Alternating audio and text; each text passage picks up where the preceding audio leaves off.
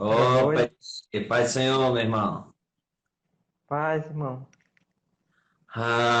Ok, hoje o nosso tema é arrebatamento, né? E eu queria começar perguntando o que é o arrebatamento, né? O que é que se entende acerca de arrebatamento? O arrebatamento da igreja, né? É um termo usado por parte dos evangélicos, né? E é importante que a gente frise isso, porque tem parte de evangélicos que não acreditam no arrebatamento. Mas vamos entender o que é o arrebatamento. O que é que a gente pode entender como arrebatamento? Vou usar um dos textos principais da Bíblia que fala sobre o assunto. E a gente deixa a própria Bíblia mostrar o que é, né? Esse Certo. texto está em 1 Tessalonicenses, capítulo 4, versículo 13 em diante, né? Ele diz, é,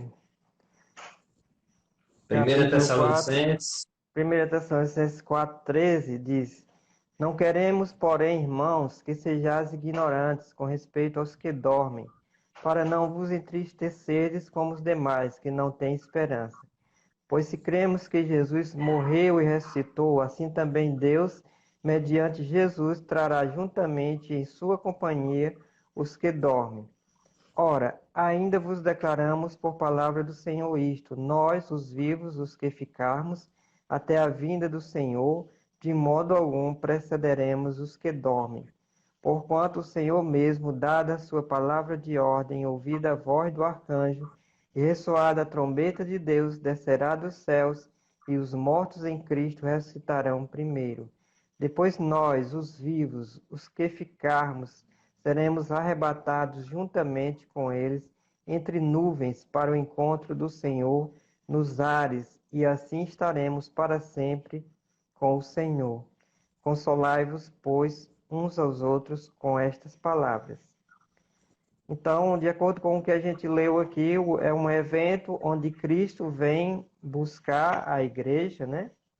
E ao vir buscar, ele, antes de levar as pessoas vivas, pessoas que creem nele, que estão vivas aqui, que não morreram ainda, né? Ele vai ressuscitar primeiro aqueles irmãos que morreram durante todo o tempo da igreja. Tanto que segundo os estudiosos, Paulo está respondendo a uma pergunta feita pelos Tessalonicenses, que seria uma preocupação com relação aos crentes que estavam morrendo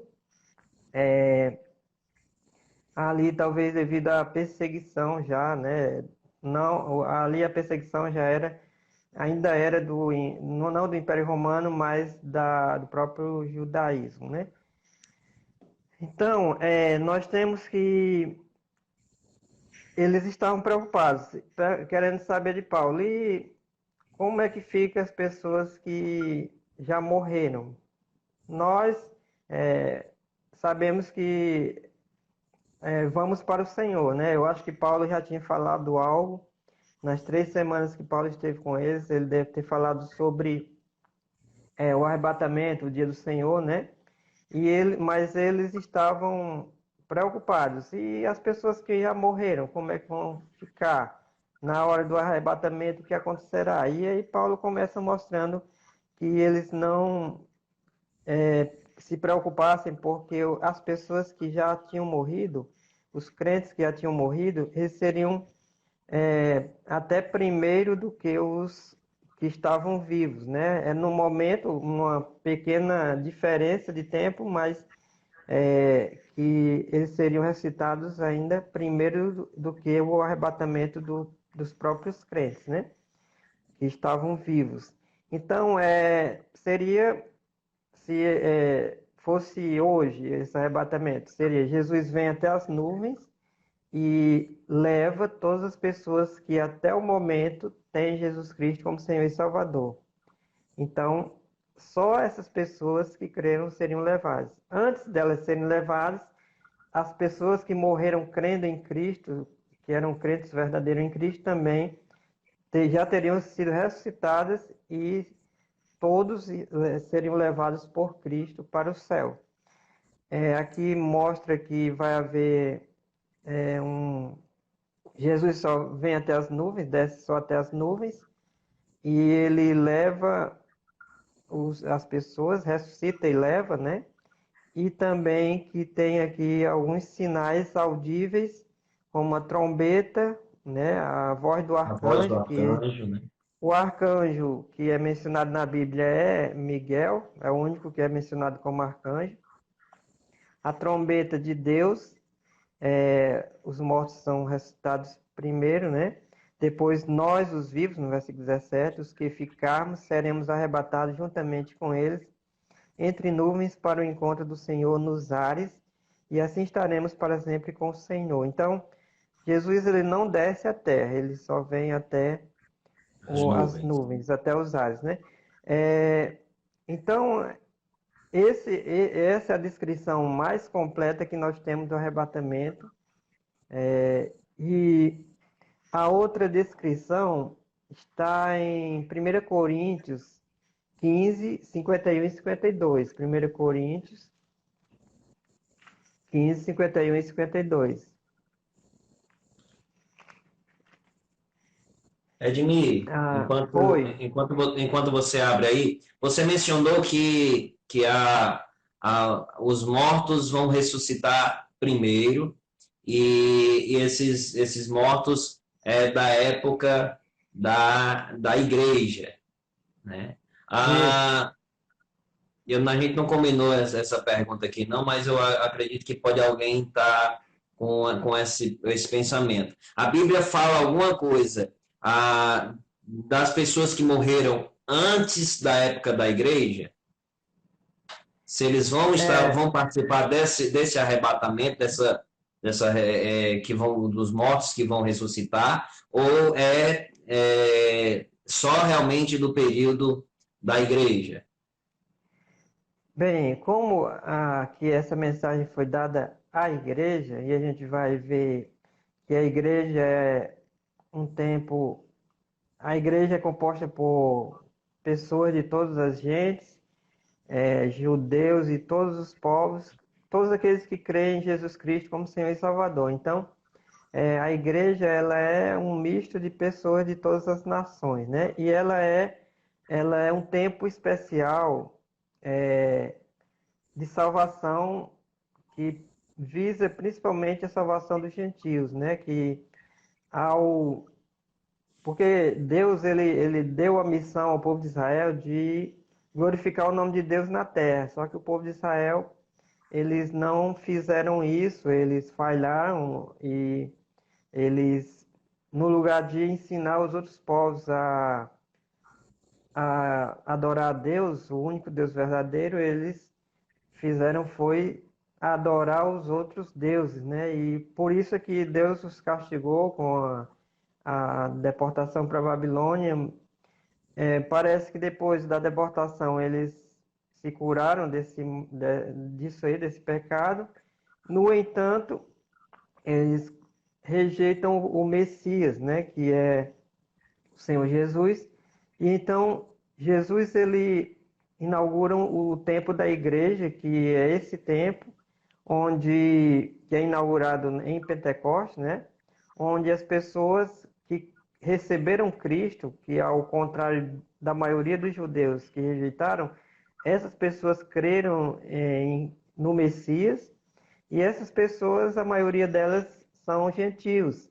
Então, dessa forma, Deus está dando lugar à salvação de muitas pessoas dos gentios, né? Algo que dava a entender no Velho Testamento que Deus salvaria pessoas além do povo de Israel, só que a igreja era um mistério, não se sabia que Deus ia criar a igreja a partir de Cristo e que ela se voltaria tanto para a questão da salvação dos gentios, né, como tem acontecido. Mas Paulo explica lá em Romanos que realmente, devido à rejeição de Israel, rejeitou o Messias, então Deus ele alcança o plano de salvação dos gentios através da igreja. E então até a igreja, enquanto ela estiver aqui na terra, até o arrebatamento, Deus vai estar nesse esforço em salvar pessoas de todas as nações. Quando ele arrebatar a igreja, que é o que a gente está falando aqui, então ele vai justamente se voltar novamente mais para Israel do que para os próprios gentios. Isso aí está lá em Romanos, capítulo 11, por aí, 9, 11, fala um pouco sobre isso. Sim, mas a questão de se, eu creio que aqui ele está falando de uma ressurreição apenas de pessoas da igreja. Ele não menciona nada aqui com Israel, assim, eu acho que isso aqui, o arrebatamento, ele é muito voltado só para a igreja, ele é o arrebatamento da igreja, não parece que a ressurreição das pessoas do povo de Israel, de Abraão, de todos os que creram do povo de Israel, vai ficar para o final da tribulação, A tribulação. onde vai haver ressurreição, né? Também vai haver outra ressurreição, juntamente com as pessoas que morreram na tribulação, as pessoas que creram e que o anticristo matou, martirizou durante a tribulação. Então, eu acho que Ok, aqui né? está falando das pessoas que dormiram em Cristo. Dormir aqui, também para esclarecer, não é sono da alma. Quando a pessoa morre, ela vai ou para o céu ou para o inferno. Não existe essa história de ficar dormindo, não existe esse sono da alma que alguns ensinam dessa forma, tá certo? Mas dormir aqui é uma linguagem metafórica para a morte. Nem todos dormiremos, quer dizer, nem todos morreremos. Que o arrebatamento mostra isso, que nem todas as pessoas morrerão, porque se elas, na hora do arrebatamento, as pessoas vão ser levadas e transformadas instantaneamente, sem precisar passar pela morte, né? Pela morte. Ah, Sim, ok. eu estava lendo, eu ia ler agora, 1 E, Coríntios, e a, capítulo 15, né? a, Oi. mas só mais assim, só para concluir, ficar bem claro, Hum, quando alguém hoje morre, né, todo o período da igreja, hum, ela vai ou para o céu ou para o inferno, né? E essa é, ressurreição que ele está falando, a ressurreição dos que dormiram, né, dos mortos, é a ressurreição do corpo, é isso? isso, Ressurreição do corpo, né? exatamente. É As pessoas ressurreição. vão. Hoje quem morreu e tinha Cristo como Senhor e Salvador, ele está em espírito com Deus. Mas quando Isso, Jesus vier para o arrebatamento, os corpos dessas pessoas serão ressuscitadas e serão corpos transformados, né? Que acreditando ser a semelhança do corpo ressurreto de Jesus, né? E aí o espírito, né, digamos assim, se une novamente agora a um corpo glorificado. Seria isso? isso mesmo. A gente viu até que isso faz parte da escatologia pessoal. As pessoas que morrem, elas vão ou para o céu ou para o inferno, onde elas terão apenas alma e espírito, elas não terão corpo. Isso é chamado de estado intermediário. Por quê? Porque está aguardando o corpo através da ressurreição, tá certo? Então, não é um estado final. O estado final vai ser, todas as pessoas vão ser ressuscitadas, não todas de uma Uhum. vez, mas que haverá ressurreição tanto é, das pessoas salvas como das não salvas, todas serão ressuscitadas no final, tá certo? Agora, Uhum. como eu falei, não no mesmo momento. Então, eu Ok. vou ler aqui 1 Coríntios capítulo 15, versículos 51 e 52, que fala mais um pouco sobre o arrebatamento. Ele diz assim: Eis que vos digo um mistério, nem todos dormiremos, mas transformados seremos todos. No momento, no abrir e fechar de olhos, ao ressoar da última trombeta. A trombeta soará, os mortos ressuscitarão incorruptíveis, e nós seremos transformados. porque é necessário que este corpo corruptível se revista da incorruptibilidade, e que o corpo mortal se revista da imortalidade. Então, aqui ele está falando a mesma coisa que falou lá em 1 Tessalonicenses capítulo 4, que a gente viu. Tá certo? O interessante é que é algo muito rápido, né? Instantâneo, né? Isso. Aqui no abrir e fechar de olhos. Eu ouvi uma comparação, não sei se foi feita até, eu estranhei, mas eu acho que eu já ouvi a respeito, que um cientista ele comparou como se fosse aqui terra e ferro. Se você botar um ímã, só vai ser atraído pelo ímã o ferro, né? Ou seja, comparando aqui, quando Jesus vier, ele só vai levar quem realmente, naquele momento, tem Jesus como Senhor e Salvador. Então, só os dele vão ser levados, vão ser atraídos para ele, né? É uma Isso. comparação bem interessante. Eu não me lembro bem qual foi o cientista que fez isso aí, essa comparação. Se não me engano, foi É, aquele que teve muitas invenções, bem mil invenções. Eu não estou bem lembrado. Não me lembro agora não. Também pode ser que eu esteja errado no nome, né? Mas ele é uma comparação muito bem feita do arrebatamento, né? E o arrebatamento Edmei, na Bíblia. Oi. surge uma pergunta aqui da irmã Vanusa, que eu acho que assim, eu acho que tem como responder agora, porque tá bem dentro do assunto. Ela perguntou assim, como assim ressuscitada as não salvas, né? As pessoas não salvas vão ser ressuscitadas, você mencionou, mas como assim, né? Por que ser ressuscitado? Não, eu disse que todos serão recitados no final da história, né? Que seria lá já na eternidade, depois do milênio, as pessoas que não têm Jesus serão ressuscitadas. Mas Aham. aqui no É só arrebatamento as só salvas. serão ressuscitadas as pessoas salvas e as pessoas da igreja, tá certo? As que já morreram desde Pentecostes até hoje, se Jesus voltasse, todas as pessoas que já morreram, pessoas que fizeram parte da igreja verdadeira, né, que eram verdadeiramente salvas e que estão lá no céu, sem os corpos, né, está só a alma e espírito com Cristo. Então elas vão vir com Cristo e elas vão receber naquele momento um corpo, né, ressuscitado. E as pessoas que estão aqui vivas, os crentes, serão transformados, o corpo deles será transformado de um corpo mortal e corruptível num corpo imortal e incorruptível, tá certo?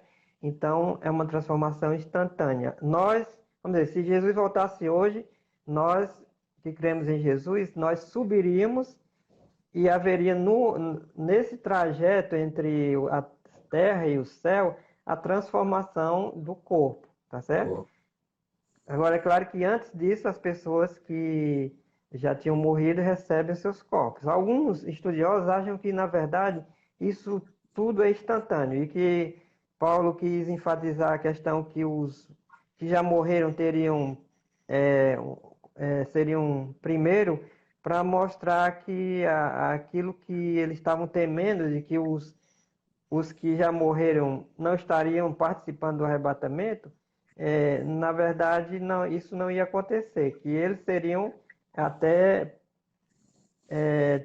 teriam seriam primeiro do que eles mesmos, né? Mas alguns acham que se realmente é primeiro é por questão de segundo, tá certo? Questão muito pequena de diferença entre os que já morreram e os que estão vivos receber esse corpo corruptível, tá certo? E com relação e a- ao que a Vanusa estava perguntando, não, as pessoas que não têm Cristo, que morreram, que estão no inferno, elas vão receber um corpo, sim, ressuscitado. mas lá no final, no juízo final, Depois, justamente depois do milênio. no juízo do trono branco, se você ler, vai ser lá em Apocalipse capítulo 20, no final do juízo final. Nós vamos estar falando melhor sobre isso, nas sequências aqui, né, da nossa série, né? Isso, E eles vão receber esse corpo justamente para receber a condenação eterna. exatamente. A gente vai ver que tem duas ressurreições na Bíblia. A Bíblia fala das ressurreições, né? A primeira ressurreição e a segunda ressurreição. A primeira ressurreição é a ressurreição das pessoas salvas, que realmente é bem antes da ressurreição dos dos incrédulos, dos não crentes. Por quê? Se você, a primeira ressurreição é a ressurreição dos salvos. Tanto o arrebatamento vai haver uma ressurreição, que é a ressurreição dos crentes, da igreja, né? No final da tribulação vai haver outra ressurreição, que é a ressurreição dos que morreram durante a tribulação e a ressurreição do povo de Israel que morreu antes de Cristo e os que são verdadeiramente salvos dos judeus. E então, e no final do milênio terá que ter uma ressurreição também ou uma transformação das pessoas que no final do milênio passaram o milênio todo vivo, mas com corpos naturais, e aí elas vão ter que receber um corpo incorruptível como os demais também. Então, toda ressurreição de salvos, ela vai ocorrer primeiro do que a dos não salvos. Por isso é chamada de primeira ressurreição. Primeira ressurreição é a ressurreição sempre dos salvos, seja no arrebatamento, seja no final da tribulação, seja no final do milênio. Ressurreição dos salvos é a primeira ressurreição. E ressurreição dos não salvos é segunda ressurreição.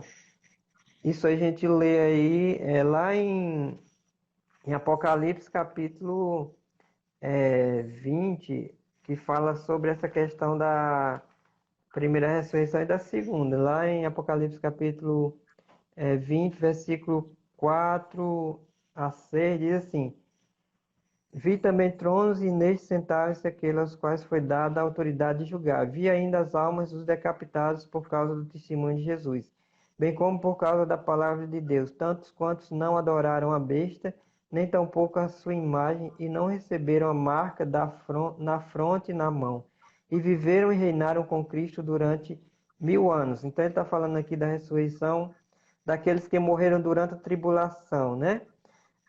Os restantes dos mortos, sim, completando.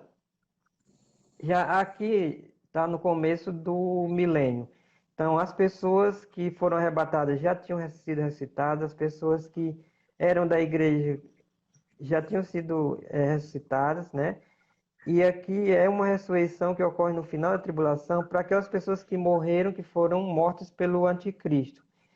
E aí ele diz no versículo 5: os restantes dos mortos não reviveram, até que se completassem os 1000 anos. Esta é a primeira ressurreição. Bem-aventurado e santo é aquele que tem parte na primeira ressurreição. Sobre esses, a segunda morte não tem autoridade. Pelo contrário, serão sacerdotes de Deus e de Cristo e reinarão com ele os 1000 anos. Então, todos vão reinar com Cristo, são as pessoas que tiveram parte da primeira ressurreição. Tá certo? Ok, ok, muito bem. E qual a relação entre arrebatamento e ressurreição? Acho que você já falou até um pouco sobre isso, É né? exatamente essa pergunta que eu acabei de responder, que a Bíblia mostra que há duas ressurreições. A primeira dos salvos, a segunda dos não salvos, que é lá no final, no juízo final, tá certo? Ok, Existe outro versículo além de Apocalipse, que é 1 Coríntios 15, 20 a 23, que diz assim, ele diz, deixa eu localizar aqui, diz assim: mas de fato Cristo ressuscitou dentre os mortos, sendo ele as primícias dos que dormem. Visto que a morte veio por um homem, também por um homem veio a ressurreição dos mortos. Porque assim como em Adão todos morrem, assim também todos serão vivificados em Cristo. Cada um, porém, por sua própria ordem. Cristo as primícias, depois os que são de Cristo, na sua vinda, e então virá o fim quando ele entregar o reino de Deus e Pai ao Deus e Pai, quando houver destruído todo principado, bem como toda potestade e poder. Então, ele está falando que a ordem é essa. Primeiro Cristo ressuscitou, depois que ele foi as primícias, depois os que são de Cristo, que é a igreja, né? A igreja do Senhor, na sua vinda, que serão ressuscitados, né? E isso é a primeira ressurreição. A outra vai ocorrer dos não crentes, dos não salvos, serão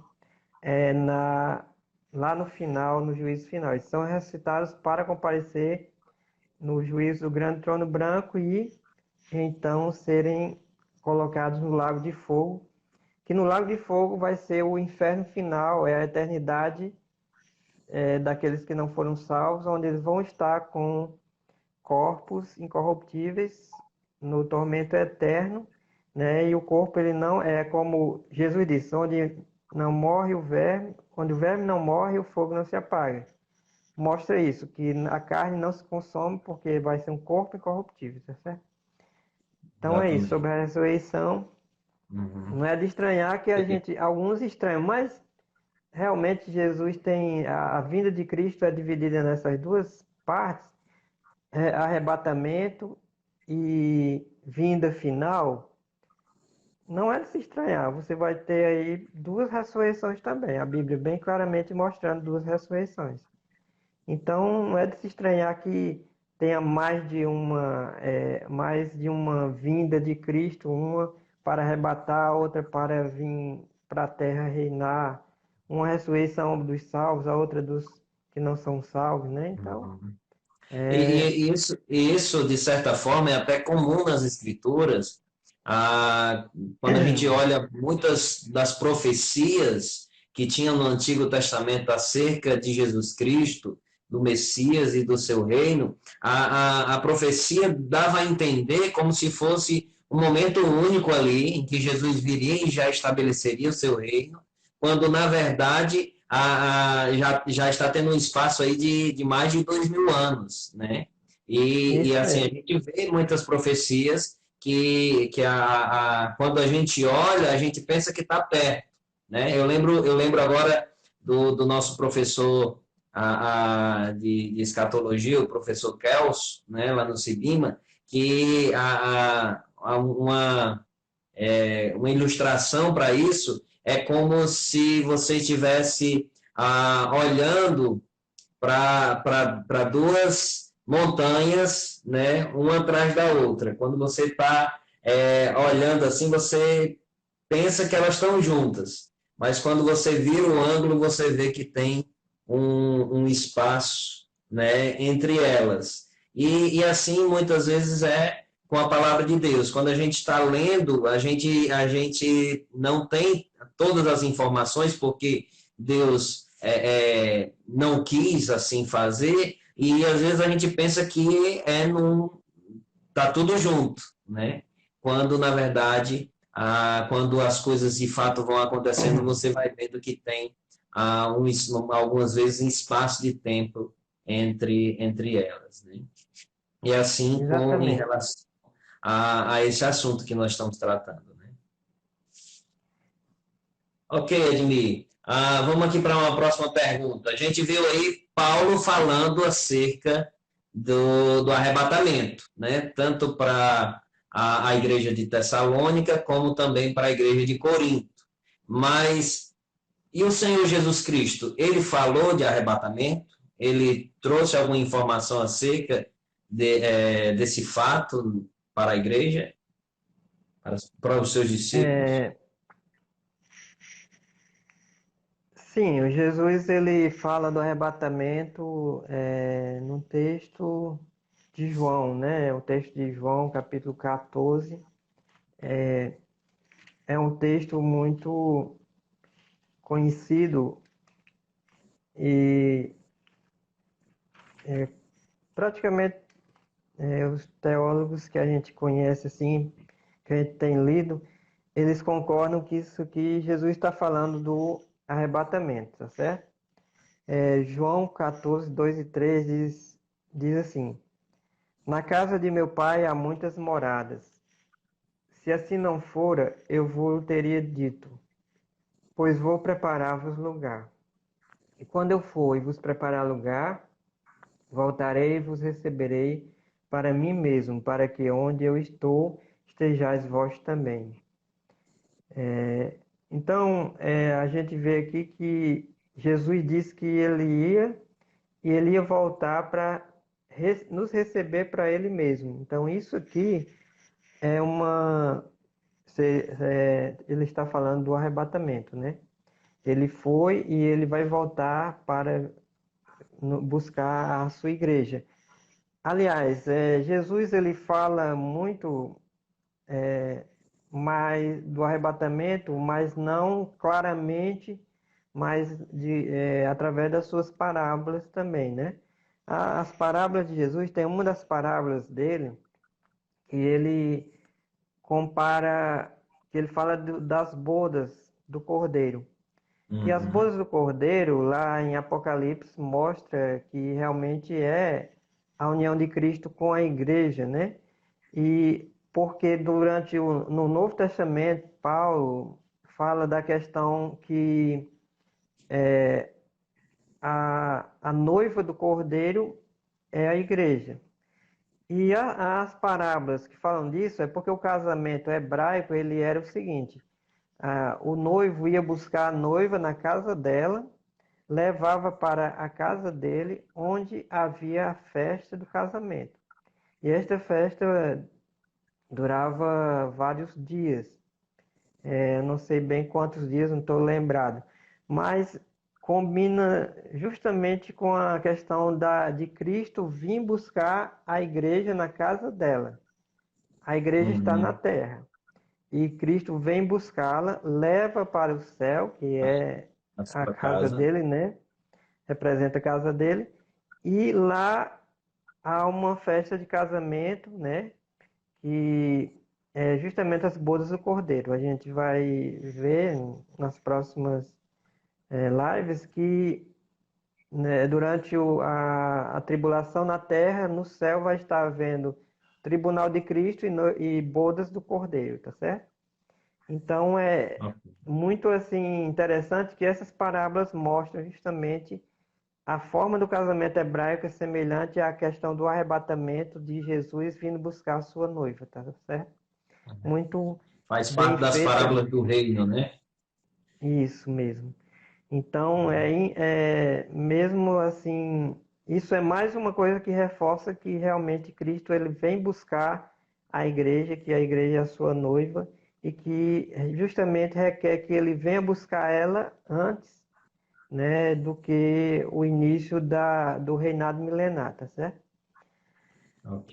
Então é isso. Ah, O Senhor Jesus falou. Agora, existe assim uma dúvida sobre a questão do que Jesus estaria falando em Mateus capítulo 24, 40 e 41. Mateus, a gente já leu esse texto, mas eu vou enfatizar aqui só é, um, dois versículos que tem aqui no capítulo 24, que são bem interessantes.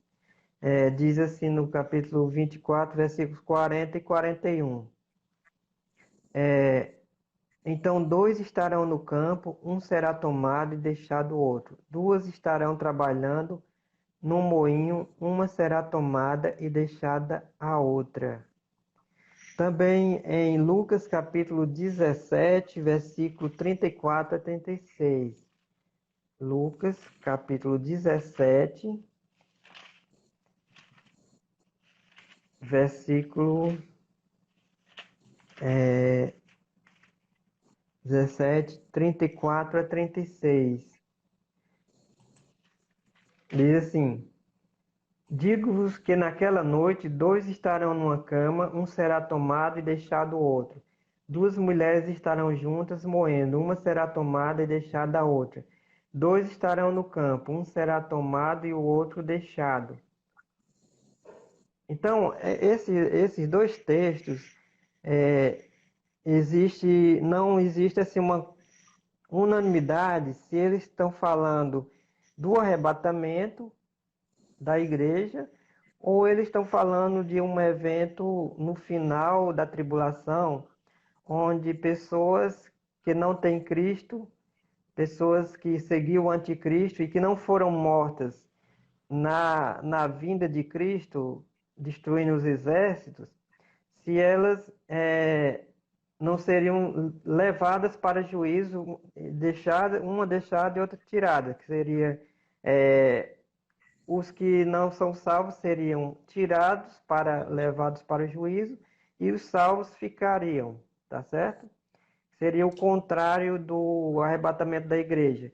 Mas isso não tem nada a ver mais com a igreja, e sim vai ser no final da tribulação. Então, existe teólogos que interpretam que isso aí seria uma espécie semelhante ao arrebatamento, mas no lugar de pegar as pessoas salvas, pegariam os não salvos para ele levar para juízo, para condenação, que vai ocorrer no final da tribulação, ou se Cristo está falando do arrebatamento da igreja, nesses textos.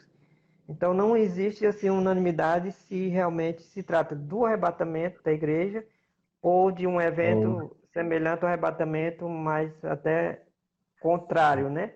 Porque no lugar totalmente contrário do outro, né? Isso, assim, são duas linhas de interpretação que não tem como entrar em consenso as duas, né? Ou uma das duas vai estar certa e outra completamente errada. Né? E talvez seja por isso que haja essa confusão, que tem pessoas que creem no arrebatamento pós-tribulação, né? Talvez haja uma confusão com isso aí. Mas o livro é o Leon J. Wood, que é o autor daquele livro A Bíblia e os Eventos Futuros, que a gente até estudou no seminário que a gente tem, né? E o Michael Vlach, que é tipo assim, uma pessoa muito respeitada nessa área, que ele foi quem veio até nos 70 anos do Cibima dar umas palestras sobre dispensacionalismo.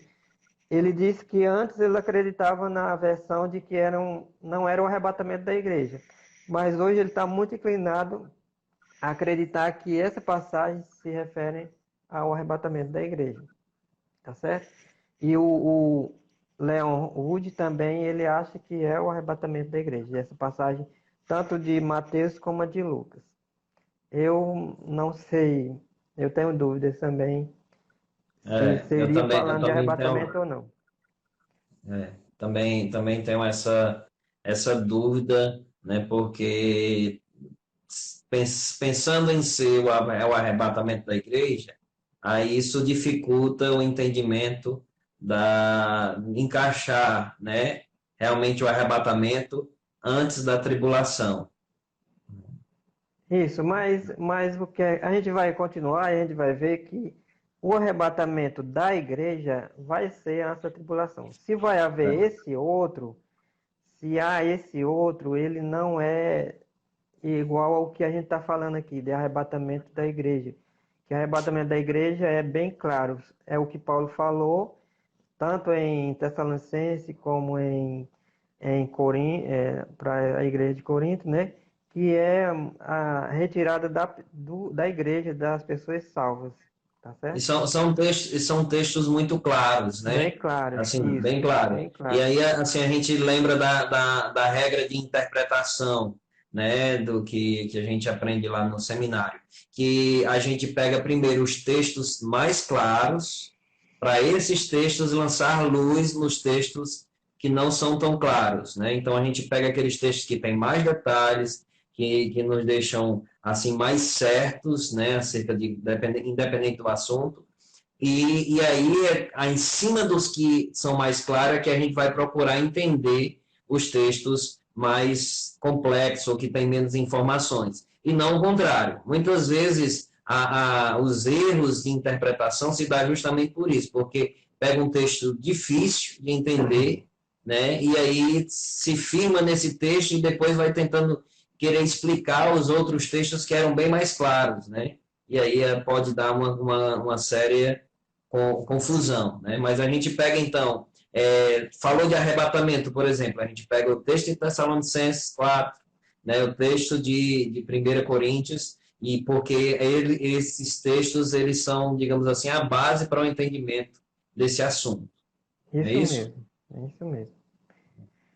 Ok, E Edmir. a gente, principalmente com relação à profecia, que às vezes você começa lendo um versículo, é, Jesus mesmo, ele leu um versículo que ele começou falando da primeira vinda, aí ele parou no meio do versículo. O versículo estava lá em Isaías, ele lê até a metade, mais ou menos, aí para, que é onde se cumpre a primeira vinda dele. E o restante ele deixou, não leu mais porque se cumpre na segunda vinda. Ou seja, num versículo só pode ter dois eventos separados por um tempo considerável, né? É interessante que, né, quando ele leu essa profecia e ele fez a pausa, né, onde ele fez a pausa, aí ele disse: hoje se cumpriu a Isso, escritura, né? E porque exatamente. se ele continuasse lendo ali, ele não poderia dizer que teria se cumprido, porque nem tudo foi cumprido naquele momento. Mas ele parou justamente onde ele diz: ó, aqui há uma separação. Até aqui hoje se cumpre, né, o que diz as escrituras. Isso mesmo. É mesmo. Então, Edmir, vamos dar sequência aqui. Em que momento, então, na sequência dos eventos futuros, né, dos eventos vindouros, se dá o arrebatamento?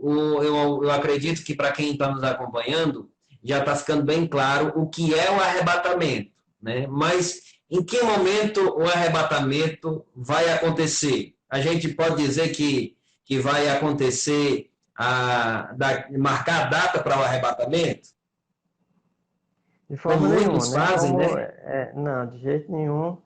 É o que Jesus falou, ele disse que naquela hora só o Pai sabia, né? Então, nós não.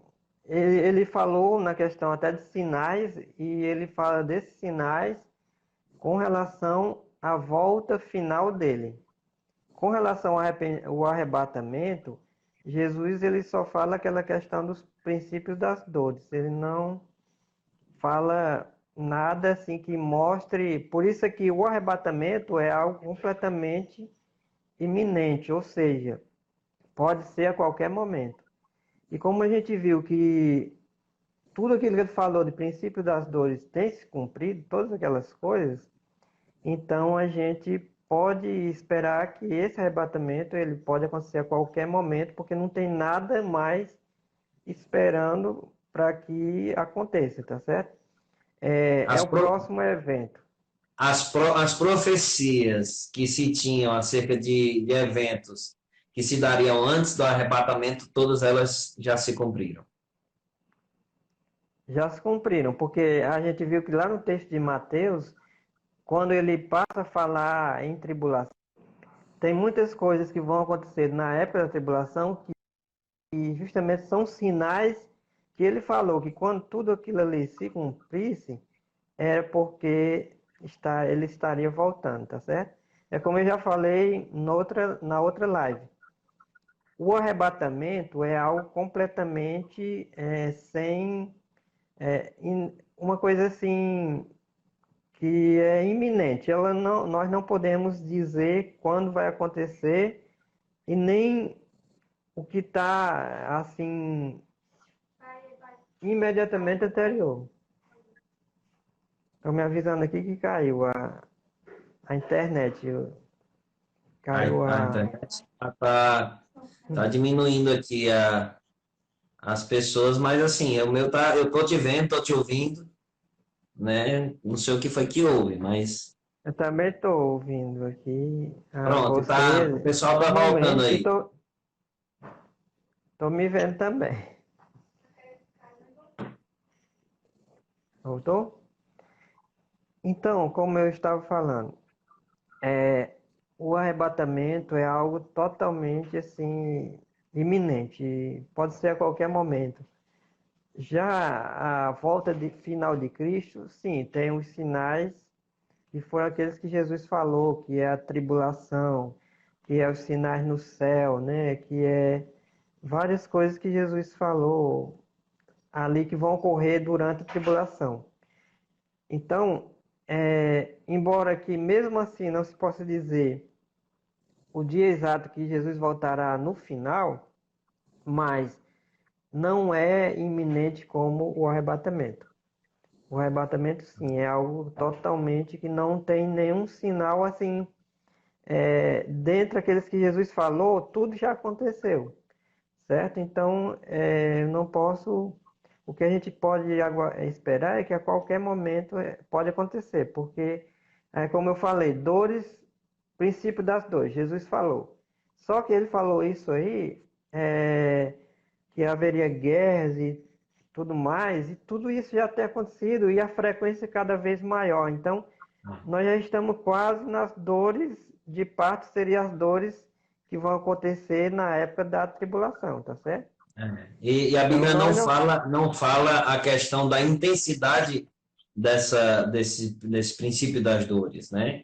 Não A, fala, né? Só é, Deus sabe. a gente está vivendo agora esse momento de pandemia e a gente já acha um negócio bem complicado. Pode, de fato, já ser o que Deus tinha falado acerca do princípio das dores, Jesus, né? Pode estar se cumprindo, digamos assim, a forma mais intensa agora, como também ainda pode piorar muito essa questão dos princípios das dores, ainda pode se intensificar muito mais, nós não sabemos, né? E por Isso. não saber, então, isso torna, né, de fato, o arrebatamento iminente, pode ser a qualquer momento, agora como até daqui a muitos anos na frente, nós não sabemos. Tanto que é interessante que os Tessalonicenses, eles tinham essa ideia de iminência, né? Iminência é assim, algo inesperado, né? Porque eles estavam até dizendo, não, então não vamos nem mais trabalhar, né? Porque Jesus vai Isso mesmo. voltar e eles estavam esperando, acreditando que Jesus ia voltar naqueles dias, né, em que eles estavam vivendo. No entanto, já se passaram mais de 2000 anos. E isso não é sinal para nós desacreditarmos no que a Bíblia tinha dito.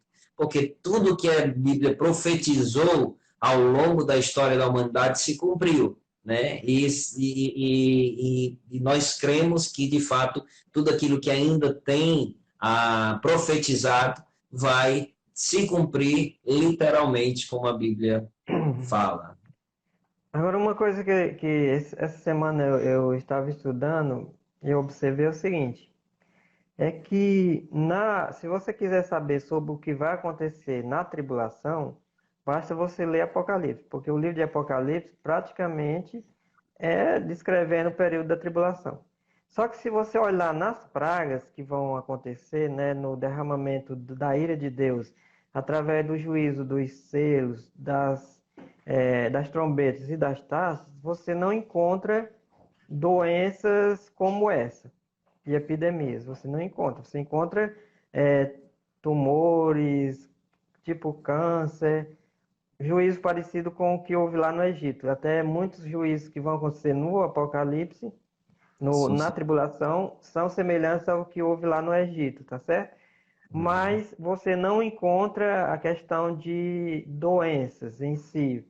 A morte é causada pela fome, pelas guerras, né? Mas não e pelas tragédias naturais não, porque vão ser mandadas por Deus, mas na natureza, tá certo? Queda de astros, de estrelas, terremotos, tudo isso com mortandade, causando mortes, mas não, você não vê a questão de epidemias lá, falando durante a tribulação. Então, isso mostra que a epidemia, a pandemia, ela faz parte sim daqueles sinais que ocorrem antes do arrebatamento, tá certo? Não faz parte dos sinais que vão ocorrer na tribulação, e sim dos que ocorrem antes do arrebatamento.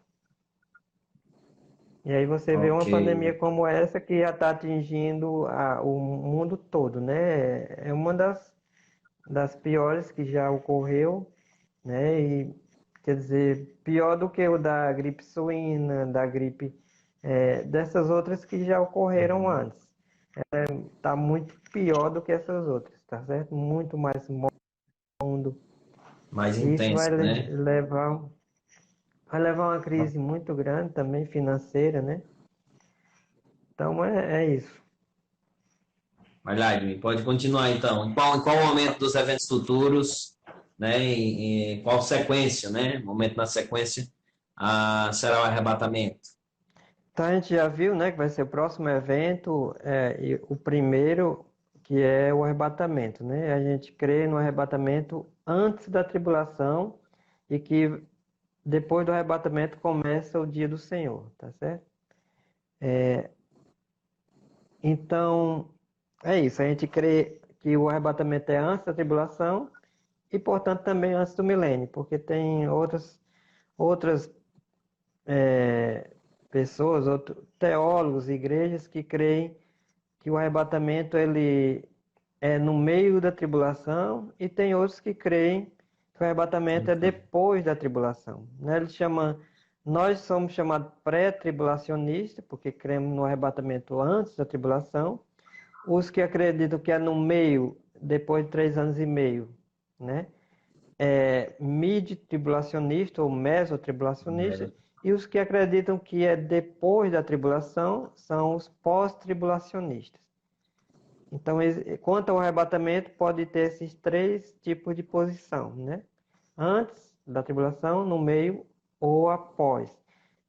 Mas todos eles que creem que Jesus vai voltar antes do milênio são chamados de pré-milenistas, tá certo? Todos esses três que Uhum. creem que o arrebatamento ocorre antes do milênio são chamados pré-milenistas.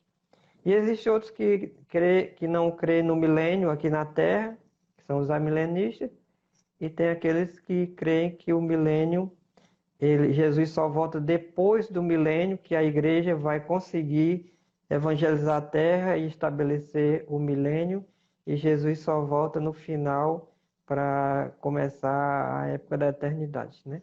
Então, nós cremos que o mais coerente com a interpretação bíblica é Bíblico. antes da tribulação, o arrebatamento antes da tribulação, e ocorre a tribulação, depois Jesus volta para reinar na terra, no milênio, e depois de tudo isso é que vai ocorrer a eternidade futura, tá certo? Ok, ok. Então, é o próximo evento, né, que estamos, digamos, aguardando, e ele é o primeiro, né, digamos, dessa sequência, né, que você mencionou aí, né? Aí o arrebatamento, Exatamente. tribulação, que acontecerá ao mesmo tempo com as bodas do Cordeiro e o tribunal de Cristo no céu, a tribulação na terra, bodas do Cordeiro e tribunal de Cristo no céu, milênio, né? E aí o juízo final e o estado eterno, né? A eternidade.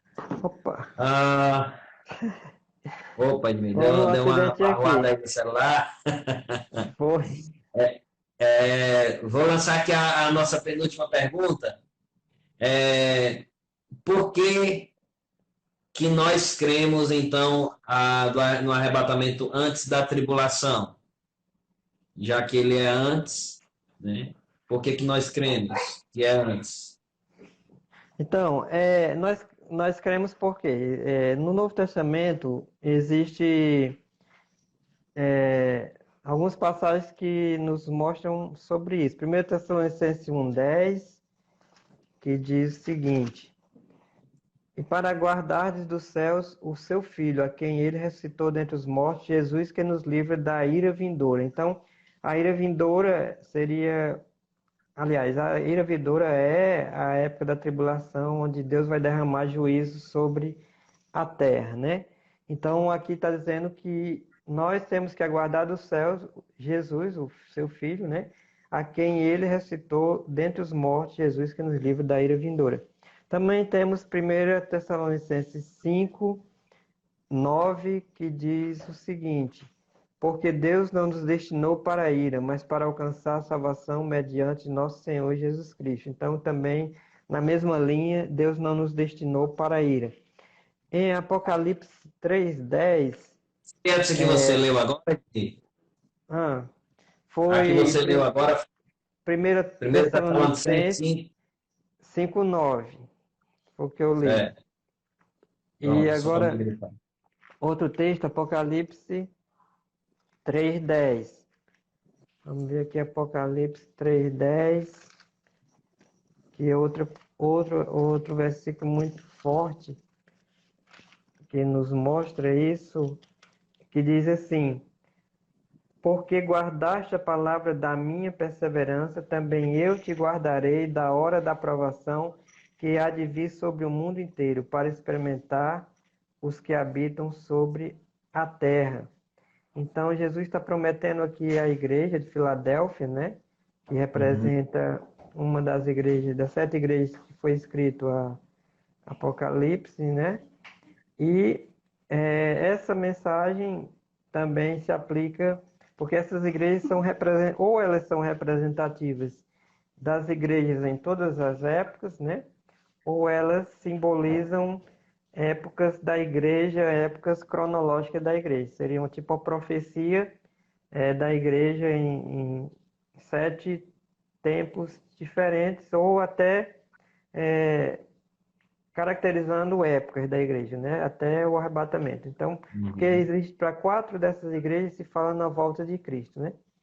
Então, como a gente viu, a igreja também, Apocalipse, ela só é mencionada até o capítulo 4, aliás, até o capítulo 3, do 4 em diante já não fala mais em igreja, também é um indicativo de que ela não vai estar na terra. É um É, tempo de a própria ira. A própria estrutura, né, do livro de Apocalipse já também já é um sinal de como vai acontecer, né? A igreja é mencionada até o capítulo 4, do Isso, capítulo 4 até o capítulo 19 isso. não se menciona mais a igreja, né? Não, Quando novamente volta a falar, já falando dos salvos, né? isso. E no Apocalipse capítulo 6:16 fala assim, falando sobre a época da tribulação, né, diz: e disseram aos montes e aos rochedos: caí sobre nós, e escondei-nos da face daquele que se assenta no trono, e da ira do Cordeiro, porque chegou o grande dia da ira deles, e quem é que pode suster-se? Então, esse tempo da tribulação é um tempo de ira de Deus sobre os gentios, e com o objetivo também de converter os judeus. Então, não é um tempo adequado de ira sobre a igreja, sobre a noiva do Senhor. Não, não é.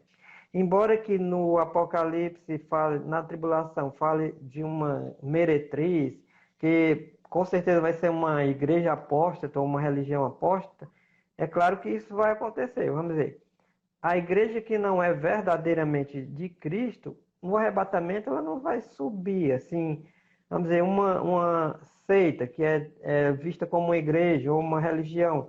Então, ela não vai ter pessoas arrebatadas porque ela não é feita de pessoas que creem no Senhor Jesus Cristo conforme as Escrituras. Então, vai ficar. Tanto faz ser pessoas, se uma igreja é construída de pessoas que não creem verdadeiramente em Cristo, nenhuma crê da forma que a Bíblia fala, todos vão ficar, né? Assim como se existir alguém convertido de verdade dentro de em qualquer lugar, vai ser levado, porque Cristo vai levar os seus, tá certo? Mas o que se sabe é que a igreja verdadeira ela vai ser levada. Só quem ficar não faz parte da igreja verdadeira porque não é verdadeiramente convertido, tá certo? Tá certo. E isso, para aqueles que creem em Cristo, é um grande refrigério, né? É uma palavra assim, é uma informação de que nos traz muita alegria e esperança, porque o Senhor nos livra da ira vindoura, né? Aqueles que têm a Cristo. Exatamente.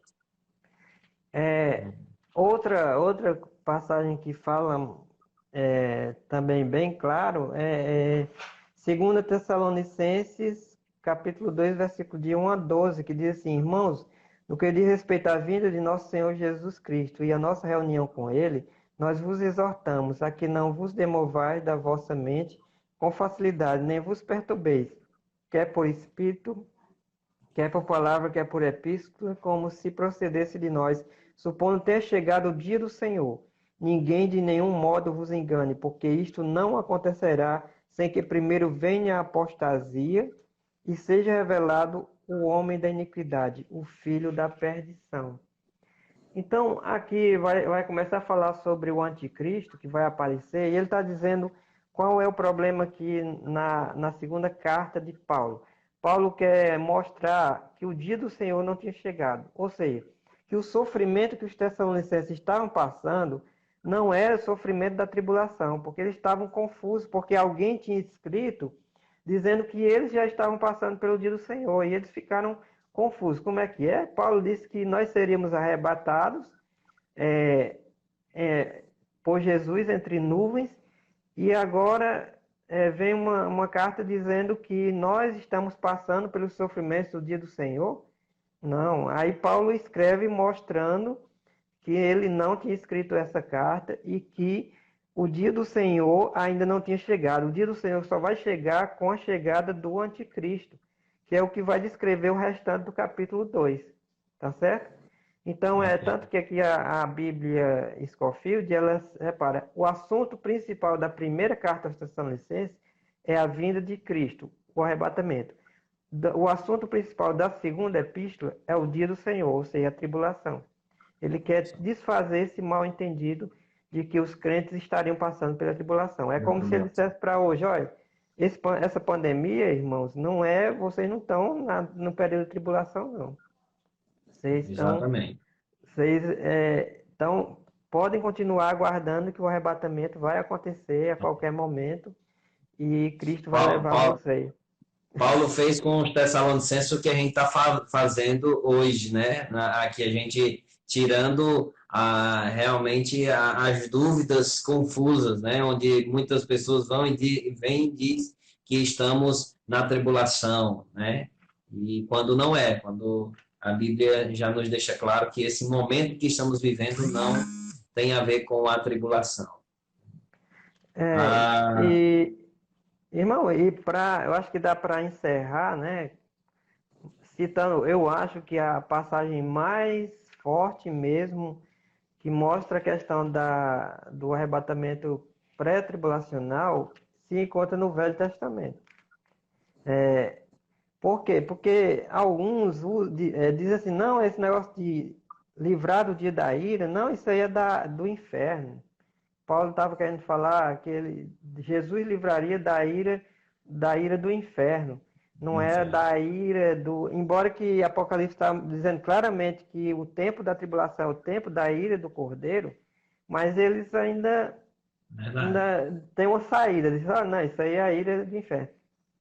Então, esse texto aqui que eu vou ler, ele é o que põe fim completamente essa interpretação errada de que o arrebatamento não seja pré-tribulacional. Ele confirma que o arrebatamento é pré-tribulacional, a verdade é essa. Então, eu vou só ler isso aqui para a gente encerrar.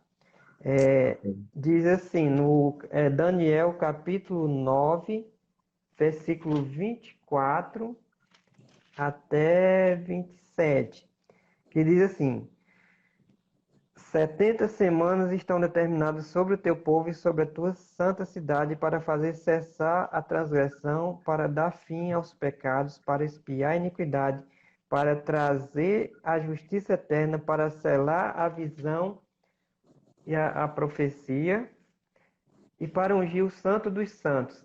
Sabe e entende, desde a saída da ordem para restaurar e para edificar Jerusalém, até o ungido, ao príncipe 7 semanas e 62 semanas. As praças e as circunvalações se reedificarão, mas em tempos angustiosos. Depois das 62 semanas, será morto o ungido, e já não estará. E o povo de um príncipe que há de vir destruirá a cidade e o santuário, e o seu fim será num dilúvio, e até o fim haverá guerras, desolações são determinadas. Ele fará firme aliança com muitos por uma semana. Na metade da semana fará cessar o sacrifício e a oferta de manjares. Sobre a asa das abominações virá o assolador, até que a destruição que está determinada se derrame sobre ele. Resumindo o que Daniel está profetizando, é que desde a volta para reedificar Jerusalém até Jesus Cristo, já se cumpriram 69 semanas. Então, 69 semanas de anos, né? isso, 69 semanas de anos, que seria... Só deixando claro, Edmir, sobre isso que às vezes, como a gente fala, pode ser que as pessoas não entendam. A semana de anos que a gente chama uma semana é 7 anos. Isso, Então, 7 dias que correspondem a 7 anos, né? 7 anos, né? Então, da reconstrução do templo, né? Mais ou menos do período da reconstrução do templo, realizada ali no período de Neemias, né? Esdras, Neemias, até a morte do Senhor Jesus Cristo na cruz, se passaram 69 semanas de anos, né? Aí, para saber o número Se aproximado de anos, quiser, só quiser multiplicar. calcular, 69 vezes 7, né? Vai dar Isso. o número de anos. De anos. E E vai bater historicamente com a descrição dos fatos, né? Assim, com a morte de Cristo, que é... com a morte de Cristo. Isso, então, 69 semanas é até a morte de Cristo, que diz aqui, no versículo 26, depois das 62 semanas, ele considera 7 mais 62, né? Então, será morto o ungido, e já não estará. Então, Jesus é morto aqui. E o povo de um príncipe que há de vir, que é o príncipe que há de vir é o anticristo, tá certo? E o povo dele é o Império Romano. Isso quer dizer que no futuro o Império Romano vai voltar a existir. Vai ressurgir Destruir, em poder. exatamente, vai ressurgir. Então, esse povo, que foram os romanos, destruiu a cidade e o santuário, né? Isso aqui já se cumpriu. Destruiu a cidade de Jerusalém e o santuário que se cumpriu no ano 70. E o seu fim será num dilúvio, e até o fim haverá... Olha, e o seu fim será no dilúvio, aqui dilúvio não é de água. É exército numeroso, é uma simbologia para um exército numeroso como muitas águas, tá certo? Um grande exército, que foi o que ocorreu lá. E até o fim haverá guerra. Olha aqui como existe aqui um período de tempo indeterminado. E até o fim, que é até a volta de Cristo, haverá guerra. Parece aquele discurso de Jesus, né? Que haverá guerras, né? E E desolação são determinadas. o interessante é que a região de Israel, né, quando a gente olha assim, é sempre onde está havendo as principais guerras, né? Eu, desde de criança, quando vejo alguma coisa no jornal, sempre estão lá mencionando as guerras lá no Oriente Médio.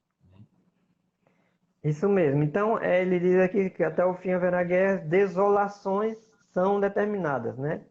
É, aí aqui no versículo 27, ele fará firme aliança com muitos por uma semana. Aqui, até aqui onde houve a destruição de Jerusalém, tudo se cumpriu.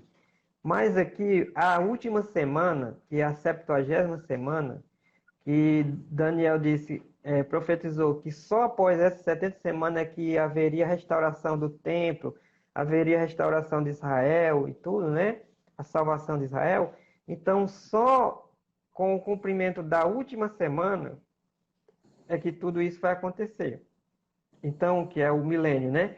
Então, ele diz, ele fará firme aliança com muitos por uma semana, que é o anticristo. Vai fazer aliança com muitos, né? Até com Israel mesmo, por uma semana. Na metade da semana fará cessar o sacrifício e a oferta de manjares. O templo já terá sido reconstruído e esse templo, ele ainda não foi reconstruído, mas também é questão de pouco tempo para ele ser construído com a tecnologia que se tem hoje, né?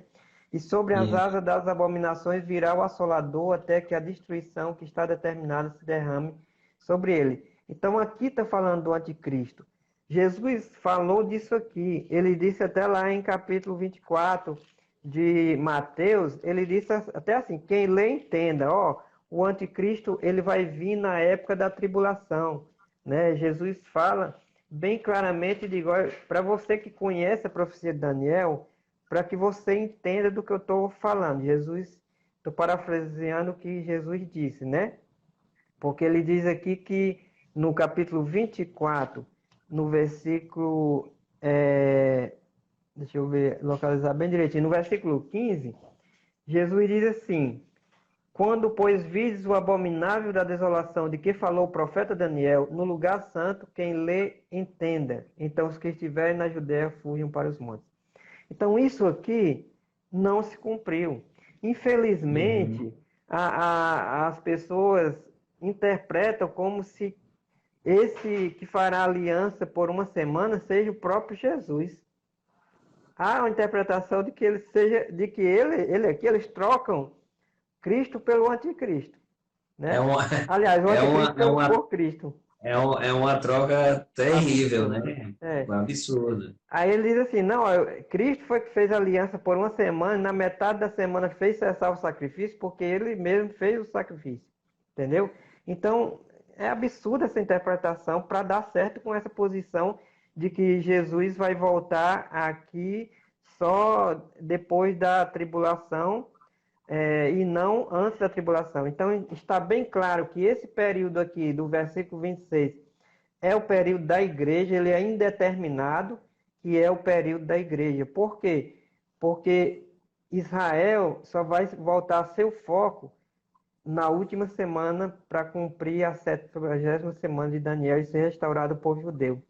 Então, esse período, desde a morte de Cristo até o arrebatamento, é um tempo indeterminado, que é a época da igreja. Quando Jesus tirar a igreja, aí ele vai voltar a tratar diretamente com Israel, aí o relógio profético volta a funcionar para mais a última semana de ano, tá certo? Então, O momento do arrebatamento nós não temos como prever, mas depois do arrebatamento, aí sim a gente tem como entender o tempo, né? O que vai vir a seguir. então, pastor, deu para acompanhar até que parte aí? Não, você estava falando lá da questão das trocas, né, de interpretação, que alguns acreditam que estava falando de Jesus, né, o príncipe desse mundo, queria cessar o sacrifício, e a gente comentou que não faz, não é correta essa Não faz sentido, interpretação né? de maneira nenhuma. Até porque, Edmir, se a gente parar aqui para pensar, aqueles que se converteram, mesmo os judeus, eles não sacrificam mais, eles não praticam sacrifício. Mas quem não creu no Senhor Jesus Cristo, né, que ainda é uma grande parte dos judeus, a maioria dos judeus, eu acredito, que não creem em Jesus Cristo, eles continuam com a prática dos sacrifícios, não é isso? Exatamente. Eles Ele atualmente é, não estão sacrificando porque o templo não existe, mas na hora que eles reconstruir o templo, eles vão querer sacrificar. exatamente. Mas a questão é que eles não, assim, eles acreditam ainda na prática do sacrifício como se estivessem valendo para hoje, e não que Jesus já cumpriu isso aí, né? Isso mesmo. Então, E a questão também, se tudo já tivesse se cumprido, após a morte de Cristo, né? Então Jesus ele já teria inaugurado o reino milenar imediatamente, porque exatamente. depois de tudo isso, das 70 semanas, não já seria restaurado tudo, né? E estaria iniciando o reino milenar. Então, Cristo já teria ficado na terra reinando naquela época, né? E não, alguns ainda dizem que isso aqui se refere aos juízos, da destruição de Jerusalém e aí o início da igreja, né, e tudo isso, mas não tem sentido, não vai combinar com aquilo que Jesus falou. Jesus falou claramente que isso ia se cumprir no futuro com alguém que no futuro ia fazer aliança, ia haver a grande tribulação e ele voltaria depois disso e inauguraria o reino, né? Então, É. não dá, e eu acho assim um absurdo você interpretar aqui como se fosse Jesus que estivesse aqui fazendo isso, já que Jesus mesmo diz lá que Daniel está falando do abominável da Na desolação. Jesus, desolação, é. Jesus Assim, interpretou assim, né? não, o texto não dá brecha para uma linha de interpretação dessa forma, né? Isso é um grande erro mesmo de interpretação, né? A gente, na Bíblia, às vezes a gente tem linhas de interpretação que, às vezes, é difícil você realmente saber qual das duas linhas, né, está correta. Mas nessa aqui, não dá brecha para isso, né? Fica muito claro de que o príncipe, né, desse povo está se referindo ao anticristo e não ao Senhor Jesus Cristo. Parece que Outra o sinal coisa é está que congelando aí. Apocalipse, ele foi escrito no ano 95. No ano 95, João escreveu sobre a tribulação, né, e tudo isso que ia acontecer no futuro. Então, não pode isso ter se cumprido antes do ano 95, tá certo? A Exatamente. tribulação está para o futuro. Não tem condições de ter acontecido já antes do ano 95, foi quando João escreveu Apocalipse, né? É até um Então, erro eu tenho cronológico, né? É até um erro cronológico, histórico, uma interpretação assim, né? Então a gente vê, aqui eu tenho 10 diferenças entre o arrebatamento e a aparição de Jesus. A Certo. primeira, os crentes, no arrebatamento, os crentes que dormem serão ressuscitados, os vivos serão transformados, todos serão arrebatados para encontrar o Senhor nos ares. Na aparição final de Jesus, todos os crentes voltarão juntamente com Cristo para a terra. Segunda, no arrebatamento não será precedido de acontecimentos extraordinários. Já na aparição final de Jesus, antes ocorrerão Uhum. sinais, em especial a grande tribulação. Isso. 3. No arrebatamento não tinha sido anunciado no Velho Testamento. Trata-se de um mistério somente revelado no Novo Testamento. Já a aparição final de Jesus, várias vezes anunciado no Velho Testamento. 4. O arrebatamento diz respeito somente aos verdadeiros crentes. Já a aparição final de Jesus envolverá todos os homens. Quinto, no arrebatamento o Senhor virá para buscar a sua noiva. Já a aparição final ele aparecerá com a sua noiva, já com a igreja voltando, né? Sexto, no arrebatamento ele virá nos ares. Na aparição ele virá sobre a terra, descerá no Monte das Oliveiras, né? A sétima, no arrebatamento os crentes o verão como ele é. Já na aparição final, todo olho verá. A oitava diferença, o arrebatamento ocorrerá antes do dia da ira. Já a vinda de Cristo final, com ela termina o dia da ira.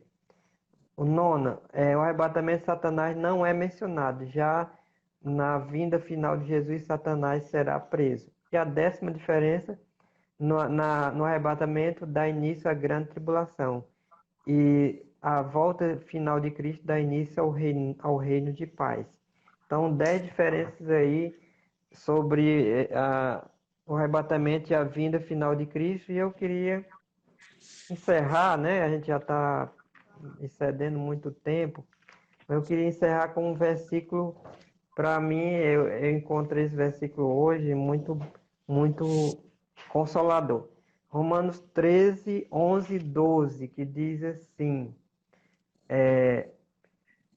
E digo isto a vós outros que conheceis o tempo, que já é hora de vos dispersar do sono, porque a nossa salvação está agora mais perto do que quando no princípio cremos. Vai alta noite e vem chegando o dia. Deixemos, pois, as obras das trevas e revistamo-nos das armas da luz. Então, aqui uma passagem bem de Paulo, bem atual para nós, né? Está chegando cada vez mais próximo, a gente tem que se alegrar com isso, porque está cada vez mais próximo tanto o arrebatamento como o nosso encontro com ele, seja pelo arrebatamento ou seja pela morte, mas nós vamos nos encontrar com ele. E isso é o consolo para quem tem Jesus como Senhor e Salvador, né? Então, assim, a gente encerra, né? Muito bom, Edmil, o tempo de hoje. Acho que foi bem esclarecedor. Eu, particularmente, gostei muito desse assunto, de como foi abordado. E para você que nos acompanha, né?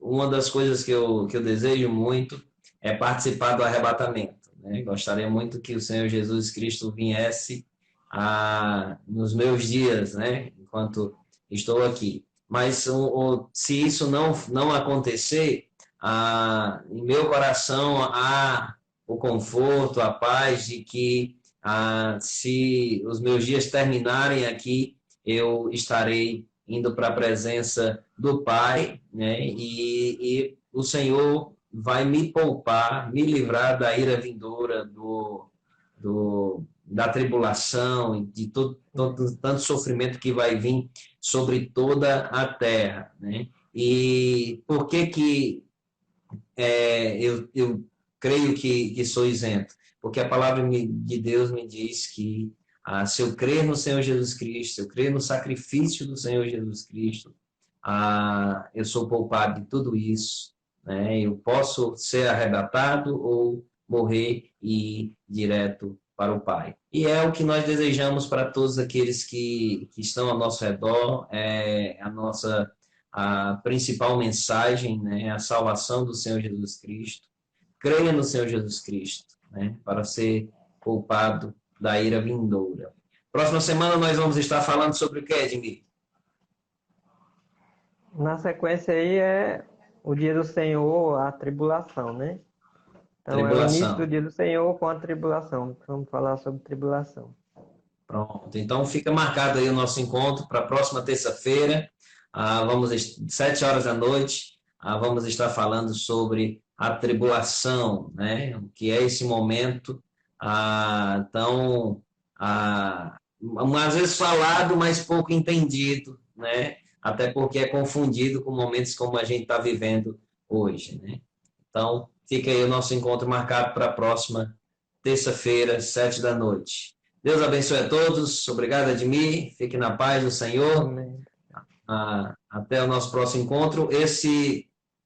Essa transmissão vai ser publicada no YouTube nos próximos dias, tá certo? Eu não vou marcar data porque dá muito trabalho a edição, principalmente porque a transição cai muito, né? E tem esses problemas. Mas até antes da nosso próximo encontro, farei o esforço para que esteja publicado aí no YouTube. E os nossos 2 encontros anteriores já estão lá no canal da igreja, no YouTube, tá certo? Manda suas perguntas, tá certo? Manda para a gente, ou por mensagens, ou nos comentários dos vídeos, que a gente vai tentar responder. Deus abençoe a todos. Fiquem na paz do Senhor. Amém.